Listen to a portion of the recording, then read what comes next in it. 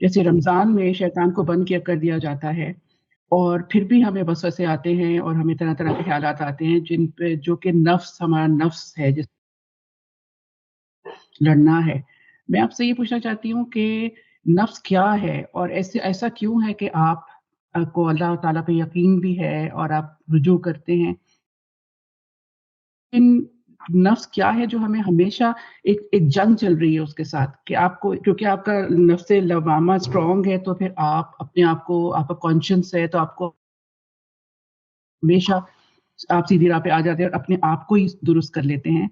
کیا یہ زندگی بھر چلے گا؟ تو پھر نفس پہ قابو پانے کا کیا مطلب ہے؟ اور اسی طرح سے اگر چلتا رہے گا تو پھر یہاں تک کس طرح پہنچ سکتے ہیں اگر یعنی کہ اسی طرح سے آپ کی یہ لڑائی چلتی رہی نفس سے؟ تو شیطان تو الگ ہے، الگ چیز ہے، وسوسہ اتنی بڑی چیز ہے تو کوئی چیزیں پہ اکساتی ہے۔ Thank you. نفس کے بارے میں جو کچھ بھی ہماری معلومات ہیں وہ اللہ کی دی ہوئی ہیں، یا پھر ہم اس کے احوال کا مشاہدہ کرتے ہیں۔ اور ہم جب اپنے نفس کا جائزہ لیتے ہیں صاف معلوم ہوتا ہے کہ اس میں دونوں طرح کے میلانات ہیں۔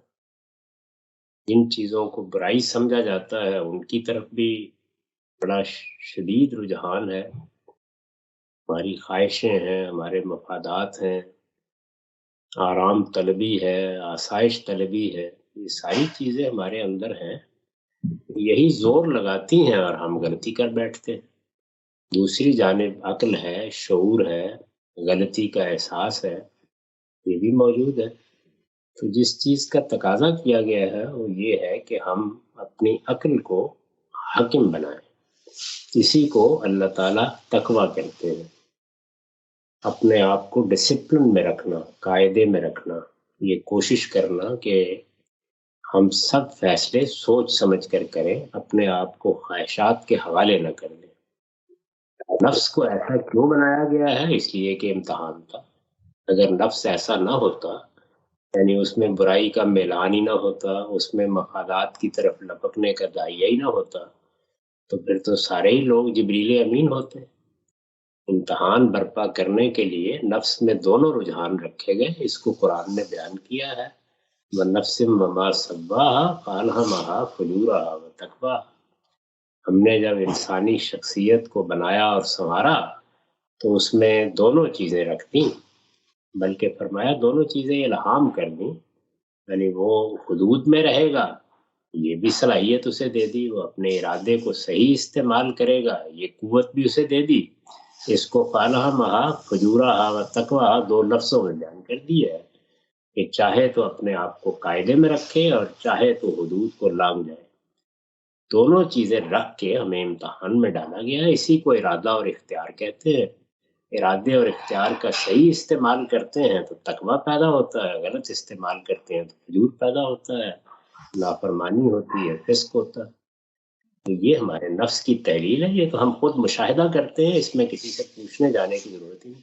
میں یہ پوچھنا چاہ رہی ہوں کہ دیکھیے یہ تو آپ ٹھیک کہہ رہے ہیں، آپ ایکشنز کی بات کر رہے ہیں، لیکن کوئی بھی بات جیسے رمضان میں بھی آپ کے دماغ میں اچھا خیال آئے تو فوراً آتا ہے نہیں نہیں یہ نہیں کرو، کسی کو مدد کرنا چاہے تو نہیں چھوڑو، یا کسی کے لیے برا خیال، ایکشن نہیں، صرف تھاٹس جو آ جاتے ہیں وہ تھاٹس کہاں سے آتے ہیں جبکہ شیطان ہے ہی نہیں، اور آپ کہتے ہیں نہیں نہیں یہ چیز بچا لو، نہیں نہیں اس کو نہیں دو، نہیں ہو تو ایسا، یا گمان کسی کے، یہ کہاں سے پیدا کہاں سے ہوتا ہے؟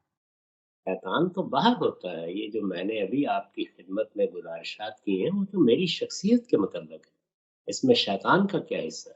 شیطان تو باہر سے آئے گا، یعنی جب میں کوئی غلط راستہ اختیار کروں گا اور اپنے ارادے سے کروں گا تو شیطان کو بھی موقع مل جاتا ہے۔ وہ شیطان جنوں میں سے بھی ہوتے ہیں، انسانوں میں سے بھی ہوتے ہیں، وہ تو بعد میں آتے ہیں، پہلا فیصلہ تو مجھے کرنا ہے۔ تو رمضان میں شیاطین بند ہوتے ہیں، میرے نفس کو تو تبدیل نہیں کر دیا جاتا، وہ ویسا کا ویسا ہی ہوتا ہے، اس میں اسی طرح سب چیزیں آئیں گی۔ جب یہ بتا دیا گیا کہ خود نفس کے اندر اس کی پیدائش کے ساتھ ہی یہ دونوں چیزیں رکھ دی گئی ہیں، دونوں کام کریں گی، وہ روک کیسے دی جائیں گی؟ یہ بات تو کبھی کسی نے نہیں کہی کہ نفس انسانی کے اندر سے وہ چیز ہی ختم کر دی جاتی۔ شیطان باہر کی قوتیں ہیں، باہر کی قوتیں انسانی بھی ہو سکتی ہیں، جناتی بھی ہو سکتی ہیں، اور بلکہ اس سے آگے بڑھ کر جب ہم نیکی اور خیر کا راستہ اختیار کرتے ہیں تو فرشتوں کی مدد بھی حاصل ہوتی ہے۔ خیر کی قوتیں بھی باہر سے مدد کرتی ہیں اور شر کی قوتیں بھی اپنا کام کرتی ہیں۔ رمضان میں باہر کی قوتوں پر پابندی لگائی جاتی ہے، اندر کو تو تبدیل نہیں کیا جاتا۔ لیکن ہم یہ چیز کبھی کنٹرول نہیں کر سکتے کہ ہمیں لوگوں کے بارے میں پریجوڈس یا برے خیالات نہ آئیں، کیوں پیدا ہی خیال میں تو کس ہر طرح حال اس میں کو آئے گا، فائٹ کروں کہ کنٹرول آپ کر سکتے ہیں۔ خیال تو آئے گا، اچھا خیال نہیں آئے گا تو پھر تو انسان بدل گیا۔ آپ کو کنٹرول کرنے کی مشق کرنی ہے، اور اس کا طریقہ خود احتسابی ہے۔ یعنی انسان اپنے آپ کو بہتر بنانے کے لیے اپنے ٹارگٹس یا اپنے گولز متعین کرتا ہے اور پھر اپنی تربیت کرتا ہے، اس سے بہتری آتی ہے۔ اس لیے کہ جب امتحان کے لیے بھیجا گیا ہے تو بہتری خود لانی ہے، وہ آپ سے آپ نہیں آ جائے گی، اور اس کے لیے محنت کرنی ہوگی۔ جیسے ہم کوئی ہنر سیکھنے کے لیے محنت کرتے ہیں، اسی طرح کی محنت اپنی شخصیت کی تعمیر کے لیے کرنی ہے۔ ایسا نہیں ہے کہ کوئی سوئچ آف ہو جائے گا اور اس کے نتیجے میں برائی ختم ہو جائے گی۔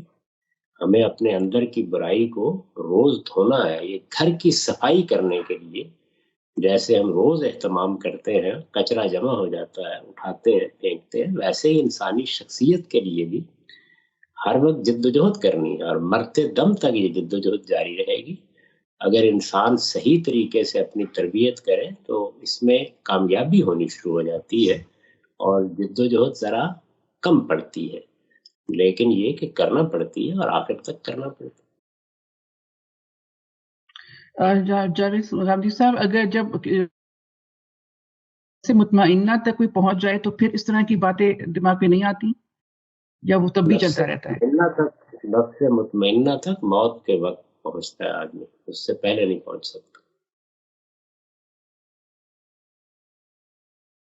اچھا نفس مطمئنہ اچھا، کا بہت مطلب ہے میں نے ایک دوڑ لگائی تھی، جب میں جی کامیابی کے آخری مقام پر پہنچا تو اب میں پیچھے مڑ کے دیکھتا ہوں تو میں یہ کہتا ہوں کہ ٹھیک ہو گیا، میں کامیاب ہوں۔ تو نفس مطمئنہ اصل میں اپنی زندگی کے ختم ہونے پر انسان کی کیفیت کا نام ہے۔ اچھا، تو یہ تو اچھا چلتا رہتا ہے آخر تک، اس کا مطلب۔ بہت بہت شکریہ، آخری تھینک یو۔ وقت تک، آخری مرحلے تک یہ جدوجہد ایسے ہی جاری رہے۔